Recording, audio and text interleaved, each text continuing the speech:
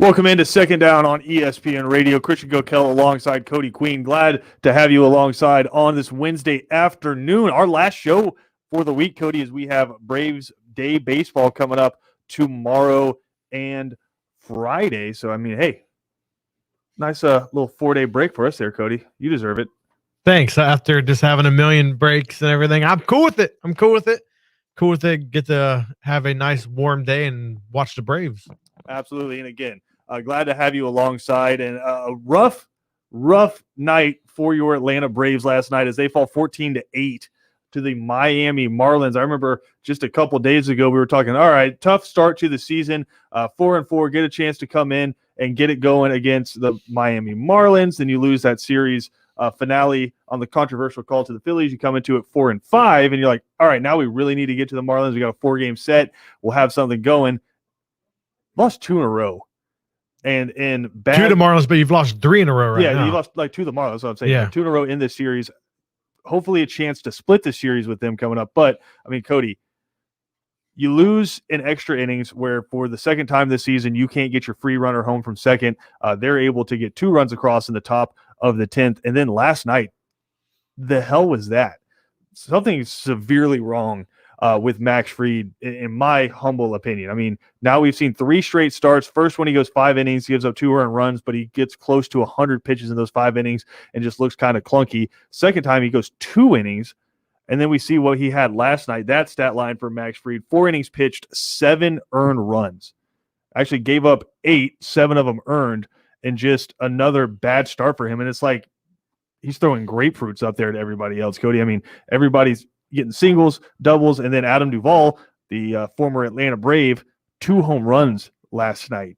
So Max Fried now on we don't actually know if he's going to be on the injured list yet, but he was pulled from the game last night for what they're calling a hamstring injury after he ran the bases and scored a run, but was then pulled from the game. I mean, just a tough look so far for who's supposed to be the Braves' ace. It's every year. Every year, I feel like we talk about this is the pitching. The batting's great. You know, you had Acuna, Freeman, and Ozuna last night doing work. You know what I mean? Putting in work. Marcel finally got a home run. Yes, so it was not bad batting, but man, you gave up 14. You know, against the Marlins, who, let's like Kevin says on 3 and Out, that Braves should be able to handle them easily. Well, it doesn't look like they're handling them too easily. The pitching is they need to figure it out. You were saying you might send down Homeboy because obviously, dude, he's not getting the job done, you know? And every year, just like I said before, pitching is the main conversation. And it's going to continue being the main conversation until obviously it gets fixed. Braves are a fun team to watch. They get homers, they get runs, but they can't pitch. I mean, I'm not gonna say they can't pitch. They struggled. Once every 4 games, they can pitch. They've struggled at the beginning of the season. Charlie Morton's been solid so far. You know, I don't know that he's given up a run. I think he's given up maybe 1 run so far in his 2 starts. Drew Smiley's been fine. He's who you want him to be as your 5th pitcher. I'm not gonna say they can't pitch. They've just some of the guys in the bullpen have struggled so far, and Max Fried has struggled mightily. We do have an update from the Atlanta Braves. They took this out 30 minutes ago. Placed outfielder Christian Pache with a strained left groin, and left-handed pitcher Max Fried strained right hamstring on the 10-day IL. And they've recalled Tucker Davidson to Atlanta. So there's your news. I still don't understand why we haven't seen Bryce Wilson get pulled up to Atlanta. I mean, this was a dude who grew up on national television in front of us in the playoffs. I mean, the Kentucky waterfall, the Tennessee mud flap, whatever you want to call it. I mean, the mullet of Bryce Wilson. Why haven't we seen him get called back up yet? But now you're playing the waiting game because Mike Soroka, from everything Alex Anthopoulos has said, is going to make his return coming up in the second homestand for the Atlanta Braves. So you're still playing the waiting game with him, and you're hoping when he comes back, we can see just a semblance of what Mike Soroka has done. But right now, it's Charlie Morton and then a bunch of question marks, I'd say, in the starting rotation. I mean, you know what, like I said, has been really solid through 2 games, but how long are you counting on that? And then Drew Smiley's Drew Smiley. I mean, he's going to probably give up 4 to 5 runs at a start, and you're going to have to put some offense on the board. And last night, offense wasn't the problem. You get 8 runs. You score 8 runs, you should win that baseball game. Braves not able to do that, and it's just everything that all of your worries at the beginning of the season came through right there. Max Fried wasn't able or hasn't been able to rekindle some of that fire from last year. 3 starts, 3 of them have been disappointing. Now he's on the 10-day IL. Hope he can get down, get his head straight, because it's not his stuff. I mean, we know Max Fried has elite stuff. It's just bad decisions, leaving breaking balls hanging. We got to see this dude come out. And then you, with the bullpen, Cody, last night, you had 2 guys give up 3 earned runs. Tomlin and Dayton, 3 earned runs each in the bullpen, where you're hoping those guys can come in and be stopgats. And all of a sudden, the Marlins are just spraying singles and doubles all over the field. And like I said, Adam Duvall just getting his revenge on the team who didn't want to bring him back.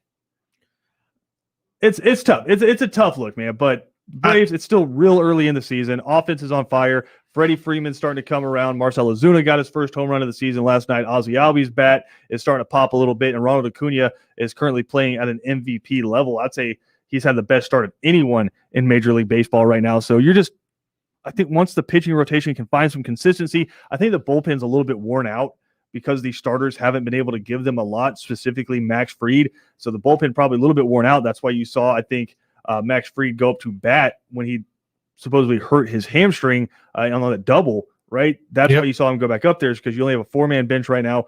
Don't know what's going on with the bullpen. Some of those guys a little bit worn out. How many times in a row can we see those guys? I think they'll get it figured out, Cody. But last night, just a rough night. One of those nights where I'm glad I'm not calling the game on the Braves radio network, because when you're down 6 runs in the top of the bottom of the ninth, like, what are you talking about at that point? So, Cody, you got any big plans tomorrow? No, I do not. Probably hanging out in the garage listening to the Braves on ESPN. You were not paying attention to me at all, right? Just saying, no, I was. I'm reading also an article about the Braves. To me at all, right there. No, that not paying attention. Yes, I was. This is what happened when Cam's not here, not paying attention at all. But we do have a big show coming up today on 3 and Out as well. Trey McKitty, former Georgia and Florida State tight end, going to hop on the show. He's hoping to hear his name called in the draft coming up in just a few days. Also going to catch up with Josh Bertassini, host of the Red Zone with JB on 92.1 The Ticket in Fayetteville. Arkansas spring game coming up 3 p.m. on Saturday. We'll dive into what to expect out of Arkansas. A lot. 7 spring games coming up this Saturday. So we'll dive into all of that coming up a little bit later on 3 and Out. But here on Second Down, I want to come back and I want to dive into a story from the NFL. And it's something that involves a local team. And Cody, my favorite season, smokescreen season, is here. We'll dive into it when we come back right here on Second Down. Christian Gokel alongside Cody Queen. Glad to have you alongside on this Wednesday afternoon.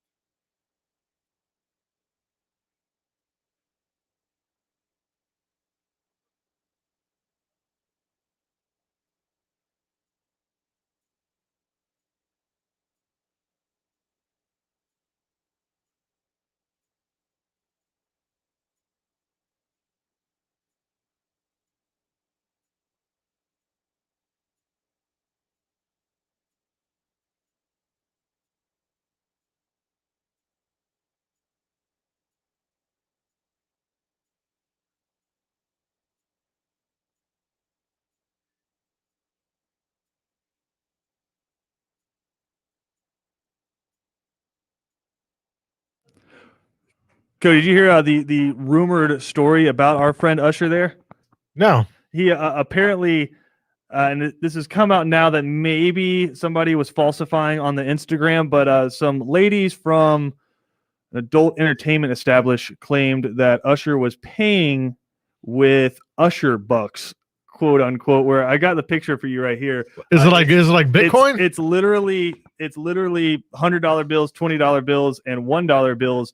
But on them, it's Usher. I see his name. Yeah, I see his face. it looks like Usher, like, and he's got like the side profile like the presidents do. And it says here we go, Usher, the Las Vegas residency. What? Usher's in there throwing Usher bucks, baby. How unacceptable. I mean, I'll take some Usher bucks. I think the Secret Service might have something to say to you if you trade some Usher bucks. I'm an earner. No, I will frame it. I love Usher, dude. Usher is one of the best R&B singers of all time. I am very sad that Cam doesn't really know much of Usher. It's a very sad Dude, we're time getting seeing old. these young guns. We're I getting know old. we're That's getting that's old. the TikTok trend right now, right? Where like you play all the music from the 90s and the early 2000s, and you have people who are 19, 20 years old, and they play 8 songs, and you know all the songs, and they don't know any of them. It's life, man. It's bad. I don't like getting old. Actually, I don't really care. It's life, man. Cody will let you know if he disagrees with your music taste. You were going through my Facebook to see how many freaking boomer posts I can have. Son, you have some posts where I'm like, did Cody make this, or did like an 80-year-old make this post? I'm a different human on different social media platforms. No, you're a different human between different Facebook posts. Like one post will be just a completely funny millennial-esque post, and then the next post you're asking for like recommendations for a good sandwich. No, you're wrong. Oh, this is how out of touch you are. No, a Monte Cristo is a Cuban cigar, dude. But it's also a sandwich. Okay, well, I wasn't like, even Kevin knew that I was talking about the cigar. How can you prove that? You're the only one, dude. You're starving all the time. So the first thing you thought was you also like sandwich. You will post like recommendations for hotels in this city. Go on Google. There's Yelp reviews. There's reviews for all the hotels. There's Google reviews. They do like the most weird pictures. It's like this most broad pictures that's not even the hotel room picture. So I gotta know someone who stayed there to see if it's worth my money to go. But again, I'm paying big bucks, dog. I don't think you're going to catch very many millennials posting stuff that says recommendations for hotel rooms in this city. I know. I'm one of a kind. That's a little bit older of a post there, but that's okay. We maybe one day on the show we'll just go through your post. I'm a dad of a 12-year-old and a 10-year-old, dude. I am old. I'm older than Kevin. I was telling him the other day. He may be a decade older than me, but mentally, raising these kids, I'm older than he is. But you had your kids when you were a kid. I was having babies, yeah. Yeah, so I mean, I was old enough to drink yet when I was having kids. I mean, if I ever have kids, I'm going to be like 80 years old, like at their high school graduation. Yeah, you're going to be ancient, dude. It's going to be tough. Yeah, you're going to be ancient. It's going to be tough. But that being said, I'll be 41, 40. Yeah, you're going to be a young man. You'll have a whole nother life. Yeah.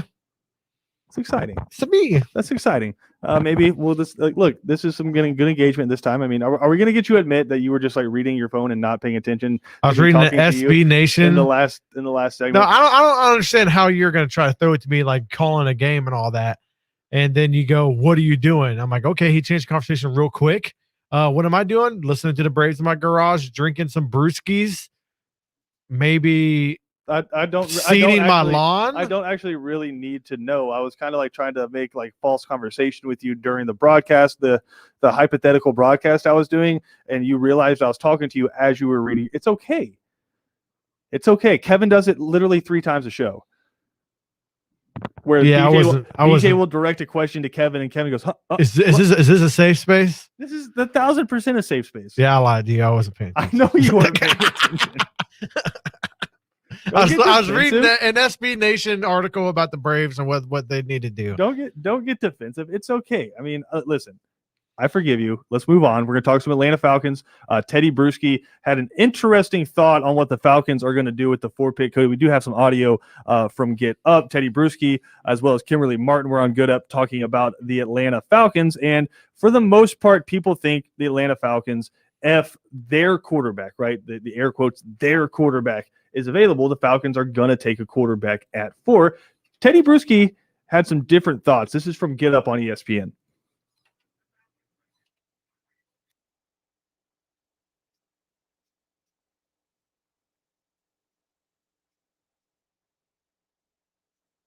about the smokescreen season, there you go right there. You make everyone think that you're okay with drafting a quarterback and developing under Matt Ryan, but you got to take advantage of the quarterback desperation, which is in this draft, and everyone wanting maybe to sneak up if their guy falls to 4 and go ahead and get him, because I think they should build, and they need to. Usually head coaches come in and they'll want to stackpile not quarterbacks, but draft picks in terms of building a foundational model for their team. So I would say definitely take advantage of the 4th overall pick, trade down, try to see if you can get some building blocks. That's Teddy Bruschi on Get Up with Mike Greenberg there, Cody. And listen, I wouldn't hate it if that's indeed what Terry Fontenot is doing, right? We really like Trey Lance. We really like Justin Fields. Hey, you never know. We really might like, who knows, KJ Costello, like whatever you want to say. They're just to get people thinking you're going to be taking one of the quarterbacks off the board at 4, driving that price up for number 4. I mean, if the Falcons trade back and they can get a king ransom for that, and you weren't actually thinking about getting a quarterback, I think that's a hell of a job by Terry Fontenot in his first real move as the Atlanta Falcons GM. Second Down is a supporter of trading back in this draft, right? You said the same thing that you would. Do not unilaterally put out proclamations from our show. We need to discuss this before you start saying what. Did you not say it though? You have said it multiple times. I wouldn't hate it. Now you're changing it. Like I said, I've said this multiple times. I think this is one of those weird Atlanta situations where there's a 90% chance we're going to be happy with something, right? If you take Kyle Pitts at 4, I'm happy with that. If you take Penei Sewell at 4, I'm happy with that. If Justin Fields falls to you at 4, I'm happy with that. If you trade back and get 3 first-round picks, I'm happy with that. Patrick Surtain 4? If they take Patrick Surtain at 4, I'm personally coming for you. Oh, I hope they take him. That would be the biggest reach that they've had since last year. It's not a reach when you since need it. Last year. Who cares where you take him if you need him? Because he's going in the first round. You can't get him in the second round. The Falcons literally need everything, Cody. So it has to be exactly. The Falcons need a defensive tackle. Should they take Christian Barmore at 4? No, not Christian Barmore, because they need. But why? They need him. Why? Because they're the worst passing defense in the league. That's why. But they need him. That's why. The Falcons need an offensive guard.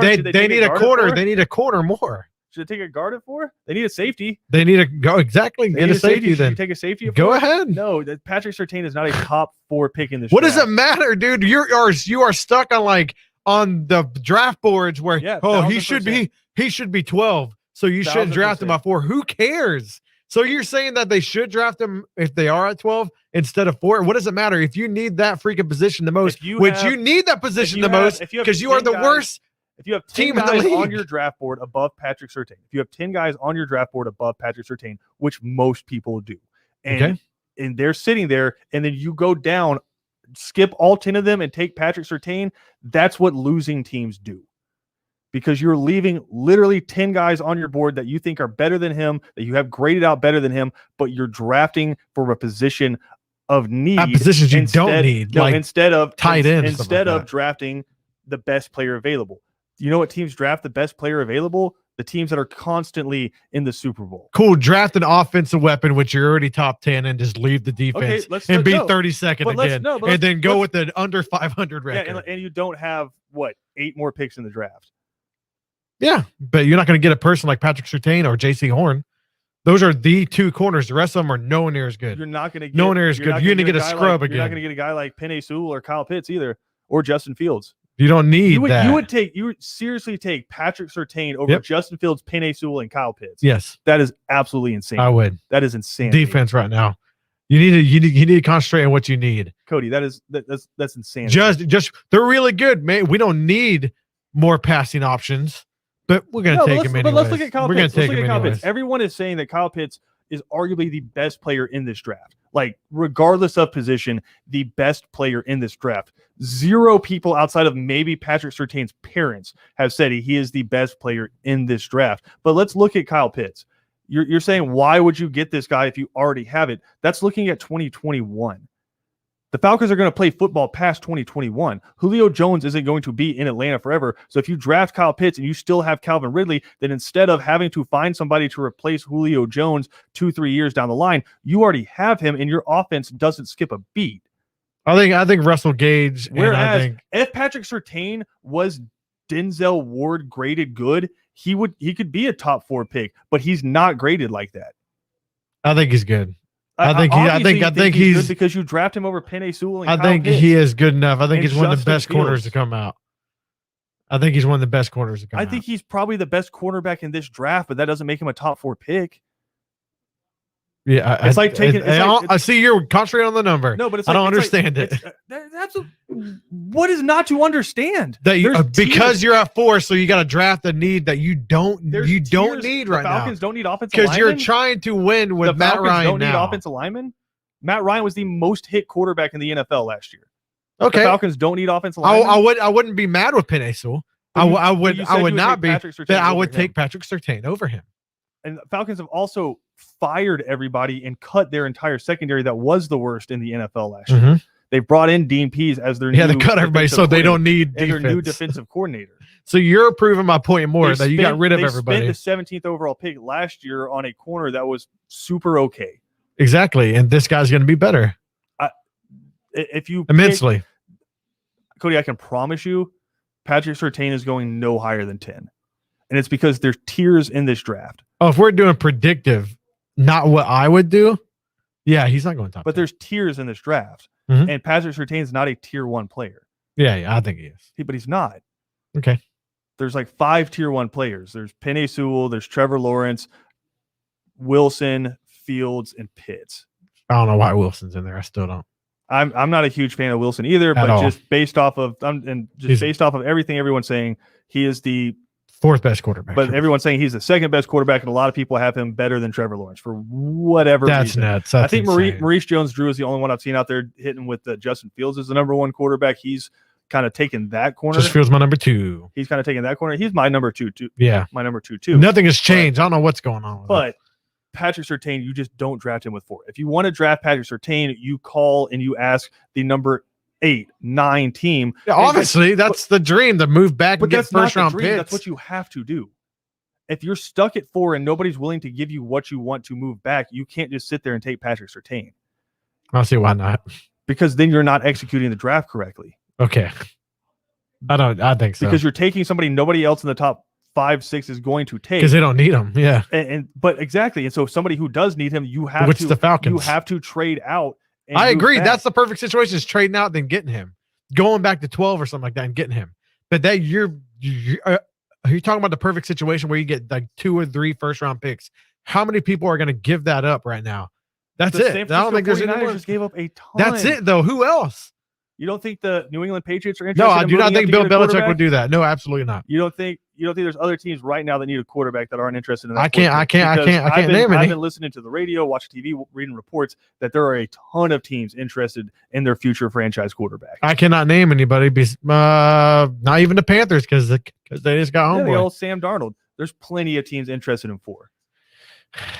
They could be interested all they want, but All right, are they going to let's give play- up let's play Kimberly 3 Martin here because first round picks? this is literally giving me a migraine with the Patrick Surtain at 4 from you. Let's go to the Kimberly Martin audio. Okay. This is also on Get Up following Teddy Bruschi. Kimberly, what are we hearing about what we expect from the Falcons, who, as you told us, will be at Justin Fields' pro day today? I think what you just heard from Teddy and Mike is indicative of what the NFL feels. I don't think the NFL knows what the Falcons are doing, which is just what Terry Fontenot wants. But I don't get, as much as I hear Justin Fields and Trey Lance, people in the NFL sort of mock those 2 guys. They fit what the Falcons want. But I don't get the same level of desperation as some other teams, like the Patriots or the 49ers. I don't feel that with the Falcons. I don't hear people saying that they really need to move on from Matt Ryan right now because he's done. I think people can see them trading back and stockpiling some picks. Again, Cody, You can say it all you want, but it's going to happen. I absolutely think there are teams that are interested in 4. And again, if they don't give you what you want, then you take your pick of the litter out of the 3 guys or 4 guys that you have graded as top 4 picks. You don't reach for a guy And being a top 10 and picking again next year. but you don't reach for a guy that's outside. That's what the Falcons have done consistently in the past. And what have the Falcons consistently done? Lost. They're going to keep on losing because they're going to allow 400 yards a game. Okay, well, the last time they reached for a defensive guy was Vic Beasley, like that. right? Keanu Neal in the first round was a reach, but hey, it was a position of need. How'd those work out? You can't base every pick How'd those work out? on those 2 bad picks that you guys had. I can base it on Jamal Anderson, who was a defensive end, because the Falcons need that edge rusher, and they would reach for him. And you just look at the guys that you leave on the board. Meanwhile, you have Marco Wilson, who's going to be available in the second, third round. Shaun Wade, who's going to be available in the second, third round. Israel Mukuamu, who's going to be available in the second, third round. Patrick Surtain is not 40 picks better than those guys. I think so. I think so. I mean, you've made that abundantly clear. But all of this coinciding with the fact that the Falcons, according to Kimberly Martin and Teddy Bruschi, maybe throwing the smoke screens out there about Matt Ryan, and they're ready to move on from him. We literally have no idea, right? I do like that, though. We don't know what Terry Fontenot wants to do. We don't know what Arthur Smith wants to do, right? We don't know how they feel about Matt Ryan. But Colin Cowherd on his show, The Herd, had something interesting to say about Matt Ryan. And I thought this was interesting because he came to the defense of Matt Ryan. He said he had this to say: the guy that wants to get rid of Matt Ryan, let me ask you this. I'm not even going to count Matt Ryan with Kyle Shanahan when he won the MVP. I'm not going to count that. For my argument, I won't, because nobody gets the number 1 offensive coordinator for most of their career. But he would go on to list out Matt Ryan's accomplishments over the last 4 seasons, which is a 96 passer rating, 66 completion percentage, 286 in his yards per game, which is fourth in the NFL, and he had 2.5 times more touchdowns than interceptions. Right? Matt Ryan is currently on a faster pace, yardage and touchdown-wise, than Drew Brees. And Drew Brees is clearly a first-ballot Hall of Fame quarterback. Oh, yeah. And Matt Ryan's one bad call away from having just as many rings as Drew Brees, right? And so Colin Cowherd saying, for the guy that wants to get rid of Matt Ryan, take a step back and say, is Matt Ryan really the problem? Is he really the problem with his football team? And you know what I've been saying for the last 3 years, Cody. It's not Matt Ryan. No, I don't. No. I mean, Matt Ryan had, early in his career, I thought he had a really good offensive line. Harvey Dahl in that group. Oh, I thought yeah. was solid. But for the last few years, the offensive line's been consistently shaky. It's the nicest way I can put it. Like I said, most hit quarterback in the NFL last year, right? The Falcons, when you look at their yards, yeah, they're really good between the 80s, or the 20s, excuse me, in those 80 yards. They're not good in the red zone. That's where they have really struggled, because we see it week after week. Matt Ryan, 300 yards passing. Matt Ryan, 500 yards passing, right? Haven't had a great run game. That's another thing to point out. And you look at the couple of offensive coordinators he's had since Kyle Shanahan left. You had Steve Sarkisian, but it wasn't Alabama Steve Sarkisian we saw this past year. It was Steve Sarkisian trying to find his way again. And then you had he who shall not be named, old DK. Not going to talk about him, right? Had him these past couple of years. You saw what happened there. Obviously, no one's still employed from this previous coaching staff, right? We don't know what Arthur Smith wants to do with the Falcons. I think D'Orlando Ledbetter was the one who said this on the show. We can't base their draft picks off of the red zone execution, because Arthur Smith is a guy who prides himself in red zone execution. So does he think with the current players, they can go out there and execute better, right? I'm the new head coach. This old guy obviously got fired. I'm going to come in and do it better. I can do a better job. Alpha type thinking, right? Yeah. I'm coming in. They hired me for a reason. I can do this better, right? We don't know that they think Matt Ryan's the problem. I certainly don't think Matt Ryan's the problem. And a guy who's led the league, I think, in completions for the past 4 years, are you ready to risk it? Because understand, this is a gamble. If you go out and draft that next guy, if you think Justin Fields is that guy, if you think Trey Lance is that guy, right? It's a gamble. And so what you're betting is this guy is going to be better than Matt Ryan for the next 4 or 5 years. That's a gamble, boy. Better than Matt Ryan. There's not many quarterbacks in the NFL I'm ready to say that about. Is what, 10 years straight over 4,000 yards? Right.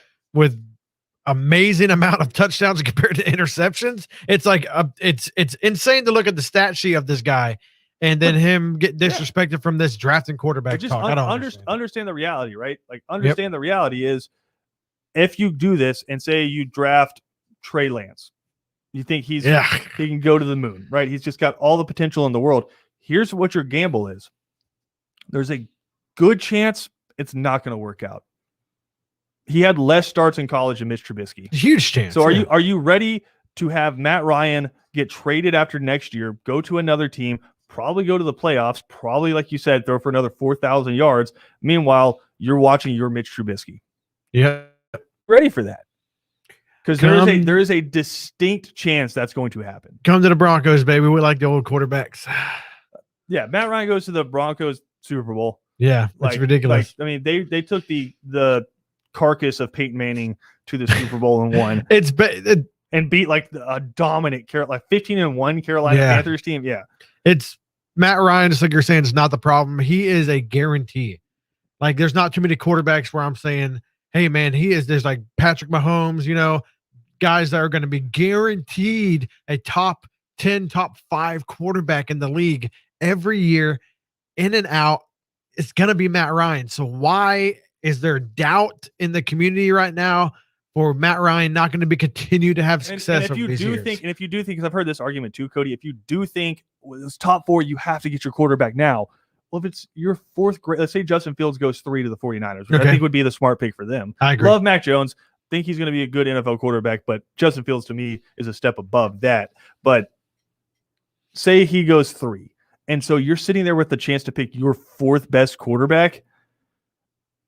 Are you really ready to risk that? Don't do it. Right. But think about it. Take a step back and think about that as well. Well, we're not going to be back up at 4. Well, if you're willing to draft your 4th best quarterback, there's probably going to be a time where you're in that position again, right? Whether that's at like 17 or 18 or something like that.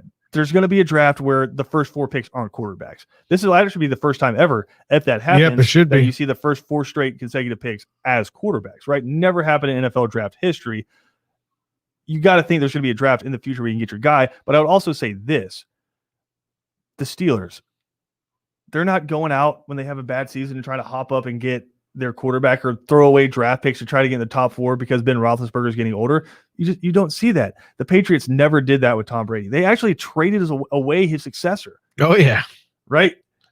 And the other thing I'll say about Matt Ryan is this, because you said it with Kyle Pitts. Oh, the offense just needs more weapons. Great.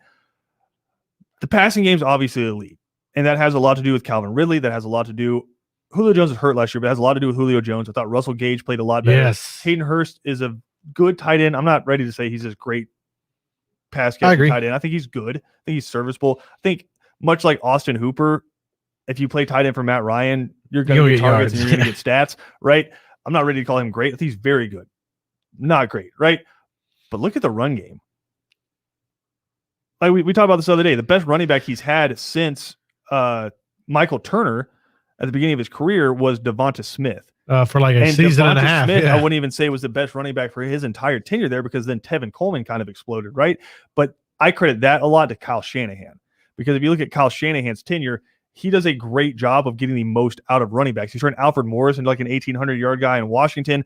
You've seen what he's done with multiple guys out in San Francisco since he got out there. I think a lot of that, I don't think it's a coincidence that Devonta Freeman kind of fell off after Kyle Shanahan left, right? He does a really good job. As much as you want to say he's a quarterback whisperer, I think he might be more of a running game whisperer. He made Matt Breida like a beast. Well, Matt Breida is a beast. He is a beast, but I'm just saying, like, the most out he elevated. There you go. The most out of it. Who was the dude who went for over 200 against the Packers in the playoffs? Oh, exactly. No, yeah, that's exactly the point. Kyle Shanahan is an unbelievable offensive coordinator, right? That's exactly the point. It's so true. Was it Raheem Mostert? Yeah, Raheem Mostert. There you go. But it's just, since Kyle Shanahan left, you have not had a consistent run game. You had the remains of Todd Gurley last year, which wasn't very much. And then outside of that, you had Ito Smith and Quandre Olison, which are on any other team's third string running backs. And that's what you're going to battle with. Yep. Right. And so as much as you want to say Matt Ryan's had this plethora of talent around him, that's fine. But the run game hasn't been there either. And when was the last Super Bowl team you saw that couldn't run the football? Yeah, exactly. I mean, last year, Leonard, you had playoff Lenny for the 49ers, right? Yep. And then the year before that, Williams was Williams a Super Bowl MVP? Yep. 2 years ago? Yes, he was. And so, I mean, like, I don't know. I think it might have been Mahomes, but Williams. Super Bowl MVP? I don't know. I think it might have been Damian Williams. I could be wrong on that, but it's just, you understand my point. You need the balance. As much as we want to say the NFL is becoming a passing dominant league, I think it's becoming more of a quarterback centric league, but you still need the run game if you're going to have that balance. Matt Ryan hasn't had that. I'm not going to hold that against Matt Ryan. He's not the one pulling the trigger, making these draft decisions, signing free agents, stuff like that. So again, Colin Cowherd, Teddy Bruschi, and Kimberly Martin all saying that maybe Terry Fontenot, Arthur Smith, trying to drive up the value of that fourth pick, get a team that's desperate for a quarterback, trade back, and just a king's ransom. Because if you see what Sam Darnold pulled for his trade, if you see It was Mahomes, yeah. It was Mahomes, yeah. But if you see what Sam Darnold pulled for his trade, you see what the Dolphins got from the 49ers for their third pick, it has to be a king's ransom for 4. Because if you're going to give a team what they believe is their franchise quarterback, you have to ask them, this is going to be worth a lot. How much are you willing to give us? Trade back. Cody, if they trade back to 12 and they take Patrick Surtain, fine. Fine. Completely okay with that. If they draft him at 4, I'm coming for you because you're the one who put that into the universe. If they trade that back, this will be a great draft for That'd be a great pick. If you can stack a couple first-round picks on top of that and get Patrick Surtain, great pick. If you take him at 4, I'm coming to Cody because he put that out of the universe. We got more to come here on Second Down. We'll be right back after this.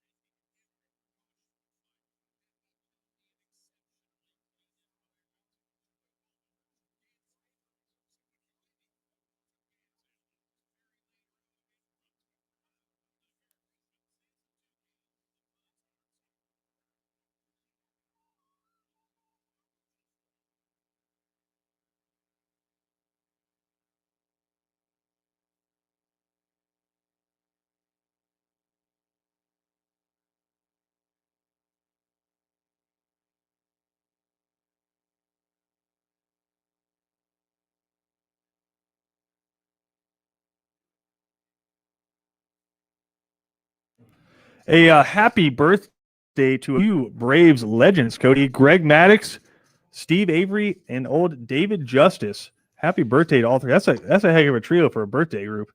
Legendary day, April 14th in Braves history. Well, I mean, also like in history, right? Anniversary of Abraham Lincoln's assassination.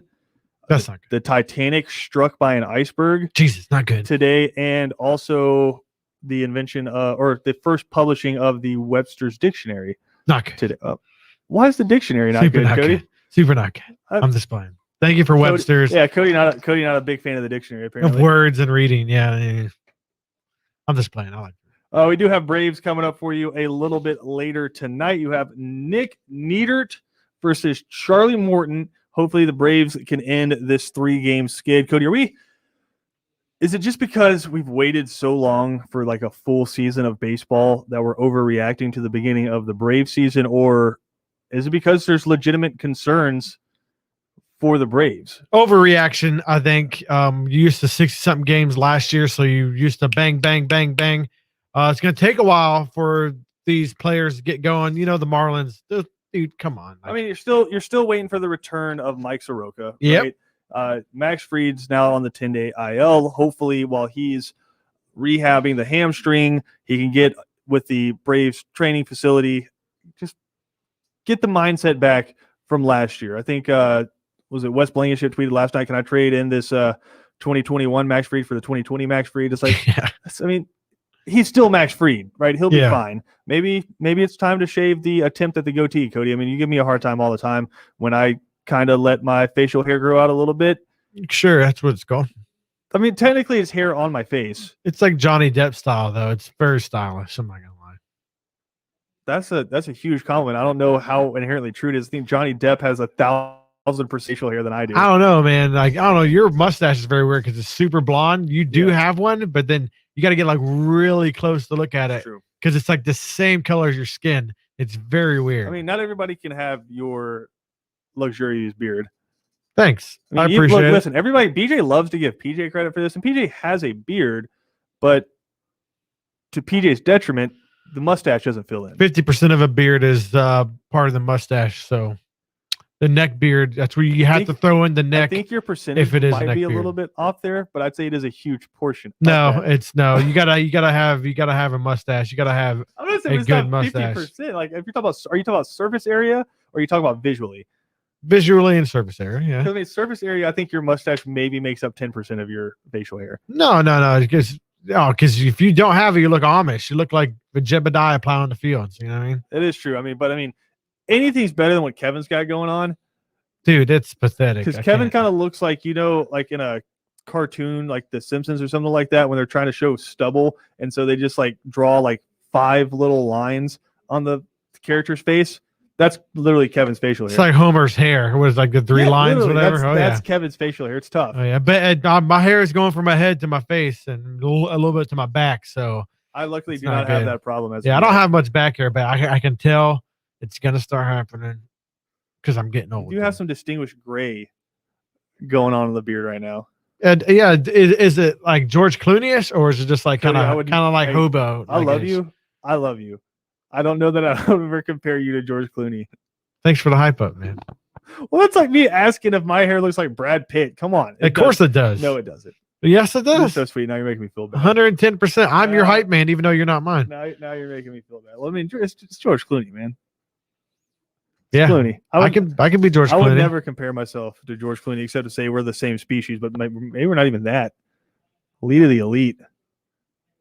Yeah, George Clooney. I did have a is. unique experience the other day, though. I was getting the haircut, and there were some gray hairs popping out. You did say that. I was very proud of you. I was like, oh, he's growing It's up. horrifying. He's growing up. Oh, Horrifying. Is it against the rules to use the hair coloring products? Yeah, You I'm just gotta not. let- you just gotta let the I'm salt not and doing. Just pepper? go all natural, All right. dude. Just go all natural. Great. So I'll man. be gray by 30. We got to take a quick break. We'll come back. Final segment of Second Down next. all natural, baby.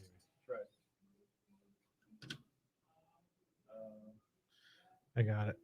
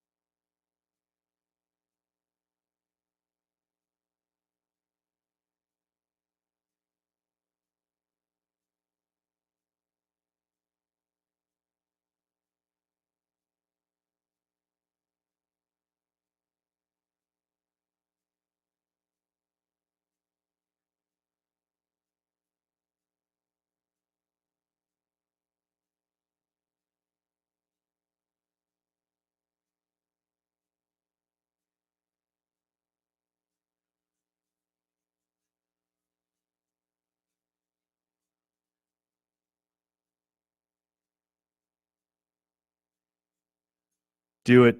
Cody, you know you're in good company when you're having the commercial break conversation and it's just about who had the greatest single season ever from a quarterback. It just happened to come up with BJ during the 3 and Out show meeting, right? That's when you know you're around good folks, when that's the conversation you're having in your work breaks. Dream job, dude. We were talking about that with DJ last night, right? Yeah. I mean, it's just he's an insane person. He gets paid to be tackled by Bobby Wagner at practice.